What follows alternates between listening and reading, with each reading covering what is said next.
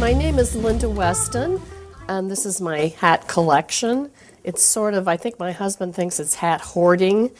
I have over 100 hats. They're sort of hidden around the house and stored. When I was getting this ready for the Circle for the Arts, I had hats I couldn't remember where I got them. Fortunately, I keep a journal when I travel, so I could look them up and run them down, but there's one I have no idea where I got.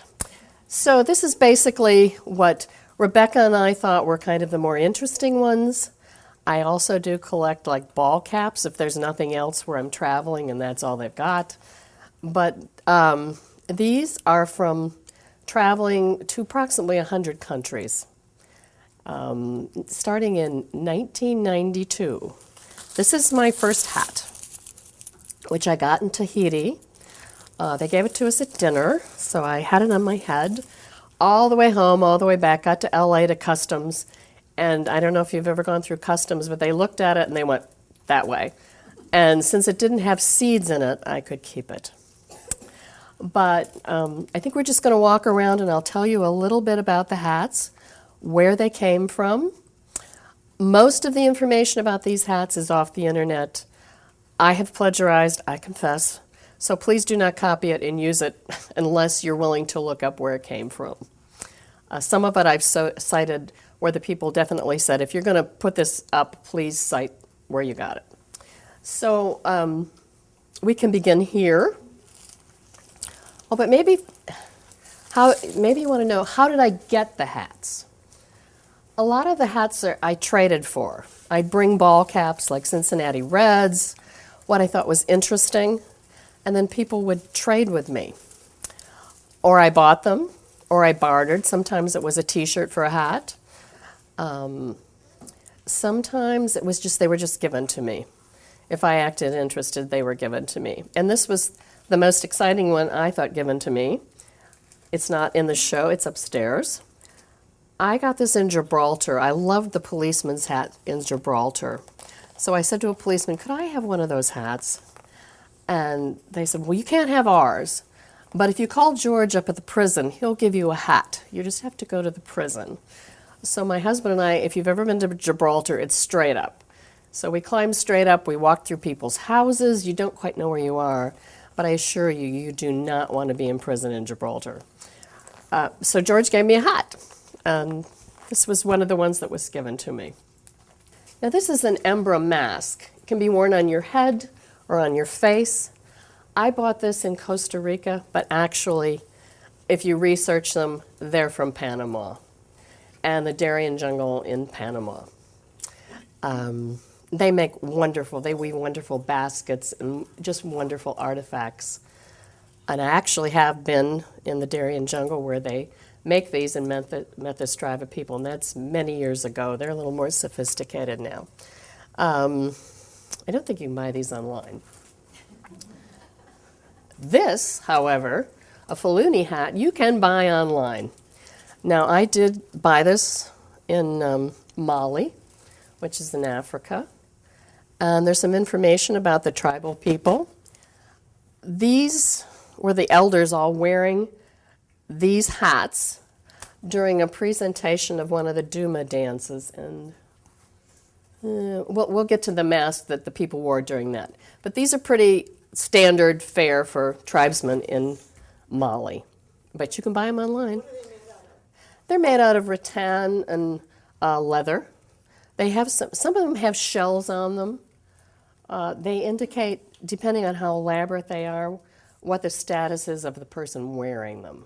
They will collapse. You can collapse them so you can get them in your suitcase. This is a Yoruba crown, and actually little birds come off. There's a lot of information here about this.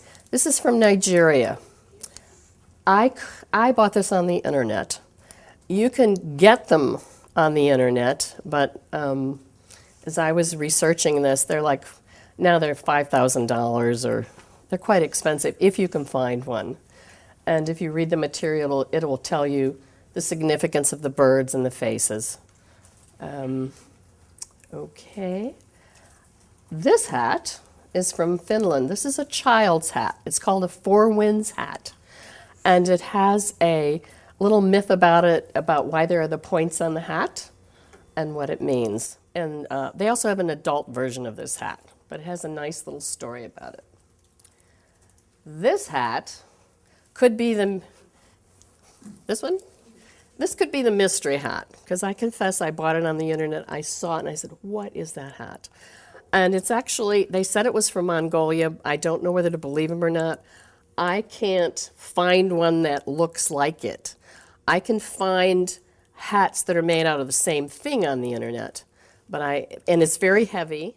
I think they described it as a warrior's hat, and it's just a heavy thing. I don't know how long you could actually wear it. But it does look like the type of thing they wear in Mongolia. Okay. This is the Balinese dancer's hat. Has anybody been to Bali? Well, in Bali, they have this traditional dancing, and the schooling of these children starts quite early. There's very intricate hands and eye movements. Now, this hat I just got last year. I had been in Bali, maybe 15 years previous. It's changed a great deal, but they still do the dancing. They still have the schools. And we went to this school where they were teaching these children the beginning dance steps, eye movements, hand movements. This is the man who made this hat.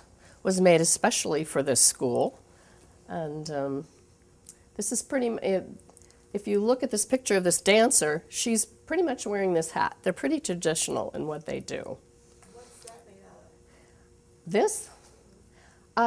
It's sort of leather-like material, but I'm not, and these are fake flowers, and I don't know why, but they use fake flowers when they do their dances. I don't know. Okay, this hat, which is really a mask, I bought in Benin, which is a little teeny country on the west coast of Africa. And according to the internet, they have the most twins in the world in Benin, and they celebrate the twinning. And they have a special ceremony about twinning. Twins are revered in the country. So this, I went to the performance, saw the performance, loved the mask, thought it was highly representative of what the country is, and bought that hat. This little hat is from Trinidad. Have you ever been to a carnival presentation? It's quite elaborate. Trinidad's carnival is pretty elaborate. They even dress the children. And that's the pictures of the children.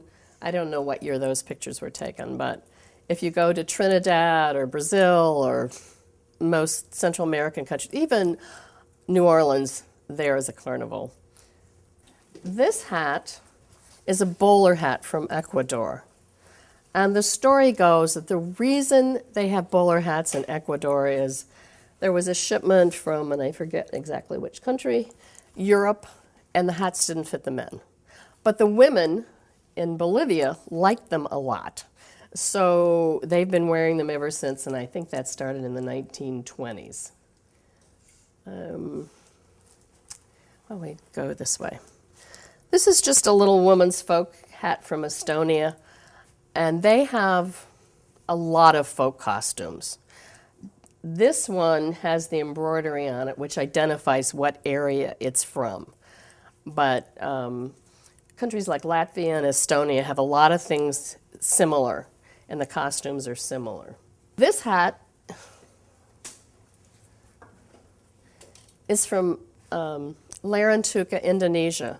I may be the only person you've ever met who's been to Larantuka twice. Don't ask me why, I just happened to be there. But they do a pretty traditional dance, the men do, and they dress in the skirt is a woven woolen skirt. This is the hat off this man, and I think I gave him $10 for the hat. He was thrilled. These are like chicken feathers and whatever else they've got running around the property. Okay. This is an Aka hat. This is from northern Thailand, which is very tribal. And the women there, once a year, will make new clothing. The hats, the back, the front, is in many ways symbolic of their status in the community. Let's see. This one I just bought from a woman who was making new clothing for the next year, and she was happy to get rid of it and be paid for it. Tribes in northern Thailand, the women, have very interesting headdresses. One tribe, the women save the hair from all their female ancestors and make a hat out of it. So you'll see these women with what looks like a black wig, but it's from their female ancestors. So these are passed down from mother to daughter to mother to daughter. Remember the faluni hat back there? And the men sitting down? They were watching a performance of what they call a Duma dance. And that's in Dogen country in Africa, in Mali. And the dances have very symbolic meanings. Some dances tourists can see, others they can't. This hat I bought from one of the dancers. I don't know what I paid him for. Dogen country is a little hard to get to. It's scary Jeep rides in and out, but very interesting if you can get there. There's a lot of cultural things. There's more information in the book if you want to read about them. This is your typical Panama hat, made where? Ecuador. The story goes about the Panama hat is that the people building the Panama Canal started wearing it, so people thought it was from Panama. Well, it's not from Panama, it's from Ecuador. And Cuenca is the city where most of these are made. And you'll see just, a football field full of them drying. It's a very popular thing. This hat is a fur hat from Russia. My son brought this back from Russia when he was in college, so I'm going to say 35 years old.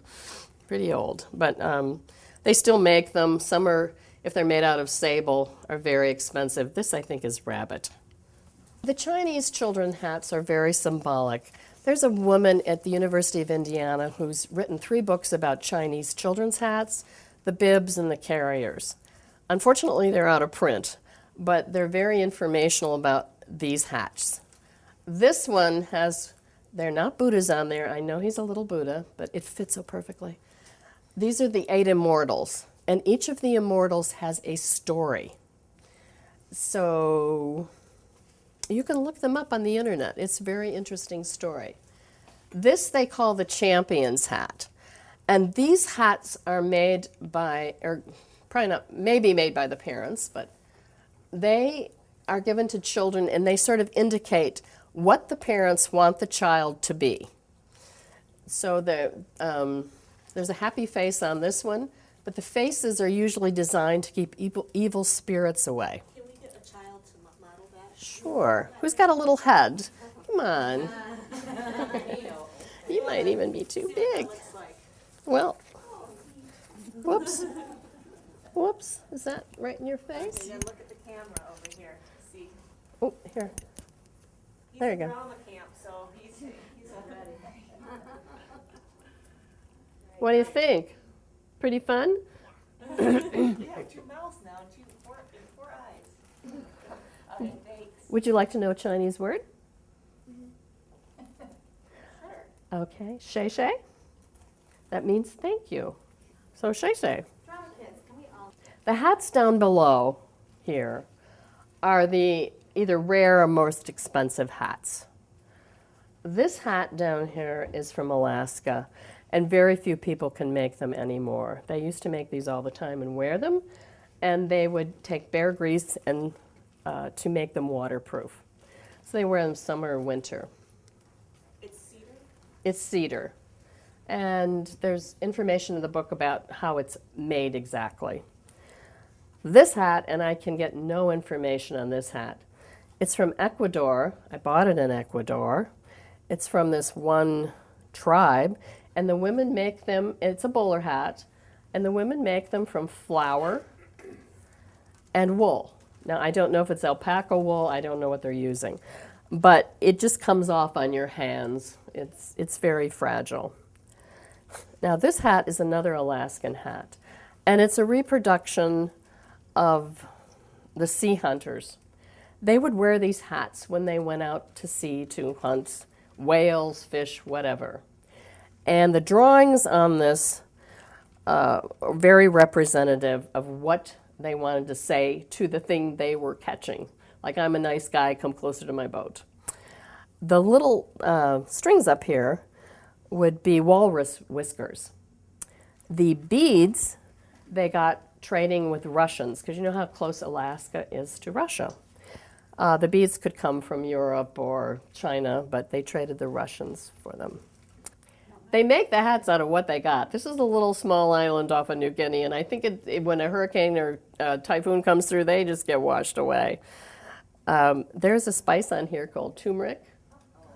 Okay, so it's yellow, and they have some necklace type things that are made from turmeric, and they sort of come off on you. So this is a little island off the east coast of New Guinea. This hat is the Icelandic tail cap. They still wear them. It's a form of hat they wear. Women wear them, men wear them, and they still make them. Now this hat is from Mozambique. Do you know where that is? East coast of Africa. Actually, my husband and I were on a ship that went aground right by here. So they have straw markets, and these, 75 cents is what this type of hat would cost, because that's what the locals wear. Okay, the tam o' shanter is a popular hat. You've all seen tam o' shanters. They're all in different tartans. This tartan from Ireland, it was just introduced at the Stirling Castle. Have any of you been to anybody at Stirling Castle? This is their brand new tartan. In 2009 they introduced this. So it's a pretty popular style. Who would like to try it on? Would you try it on? Okay, this is a Thai dancer's hat. This is pretty common. Can you bounce your head? You okay? I've been to Thailand several times, but I finally decided I needed one of those and got one last year. It's a used one. The Thai dancing is kind of similar to the Balinese dancing because both countries were influenced by India. And if you've seen dancers from India, have you seen the foot movements are very square and sort of frog-like. And both of these countries have the same thing. So when you look at these dancers, you'll see a lot of similarities between the Indian and the Balinese dance. What do you think? You want to take up Thai dancing? Is it heavy? Can you walk? I don't know. Try to take a couple steps. Do you think you could dance in that? Probably not. They do say that the reason, like Thai dancing, that they're unable to keep it culturally going is the costumes are so heavy. So you have to have, look at these women with they have to have strong neck and they're dancing on one foot. This is a Tlingit hat. We could have somebody try this on. Okay, it's a girl's hat. But okay, you can be it's a girl's hat. So we need a boy with a big head. Okay. Face that way. Okay. The Tlingit hat was influenced by the Russian Navy hat. They used to trade with them many, many years ago. And they fashioned, can you see the similarities? The round top and the band? I don't know why sailor hats look like this. I tried to find out, couldn't figure it out. This one I did get in Alaska. This one I found at a flea market in Argentina. So you never know when you're going to run into them. Can you walk with them on? This one's kind of big for you. That drama walk that they've been practicing. Oh, the drama walk. Okay. Okay. These hats, which you see not only in Asia, but also Africa. And they're called coolie hats. And people now consider that a little politically incorrect because it indicates a class of people. The workers wear these hats. They're cheap to make. tourists buy them immediately because it does keep the sun off of you. Let me see this. The insides of these hats always have something to raise it up off your head. Who hasn't put a hat on yet? Okay. It raises it up off your head. Well, not yours, but and it lets air go up through it. So this one is a tie hat. This is a tie hat, but it's made for tourists. I don't know how you got this up here. This hat is from Vietnam, fairly common, rather inexpensive, and that's a Vietnamese person wearing one in the city. Interestingly enough, this hat, which is similar but a little different, is from Liberia. So you do sort of see the same style hat, and it does keep you cool if you've ever had one. This hat is from the Asmats, which is Indonesia. It's the other side of the island of Papua New Guinea. I traded this guy right here, a Michigan State hat, for his hat. So you can trade for them. When we went there were 40 canoes of Asmat warriors came out to meet us and take us into where they live, which was very muddy. They have different styles of hats made out of different things, but basically they use what they have to make the hats. The place where I got this one was extremely muddy, and it's very interesting. Of course, as Americans, we wear shoes. Well, they don't wear shoes. Well, you'd find yourself in mud up to your knees, and one of these Asmats would come up behind you, stick his foot under yours, and pull you out of the mud. So they were very helpful. Well, the top hat has a really interesting story. The hat maker, I guess, walked down the street and caused quite a commotion, was actually arrested. So you can read the story. It says children cried and women wept, and because nobody had ever seen a hat shaped like this. The gray is the kind of hat you would wear to Ascot or for a wedding. And I bought that in London. They have a wonderful flea market. This hat everybody's always interested in. This is the mushroom hat. Yes, it's made out of mushrooms. They take the inside of a mushroom and flatten it with a mallet and then shape it. They come from Hungary and Romania, that kind of place. They still make them. Yes, you can buy them on the internet. I bought this one in Romania. So would somebody like to, well, I'll let you all, when we're gone, you all can try them on. The Matador hat, I think you're all kind of familiar with, but what you might not know is this is from Spain. The sides represent the horns of the bull. And our last hat is this is from northern Thailand, and this is a child's hat. It's a Kia hat. So while the moms have on the really fancy ones, the kids have on these. Thank you so Well, much. thank you. Thank you for coming. Thank you.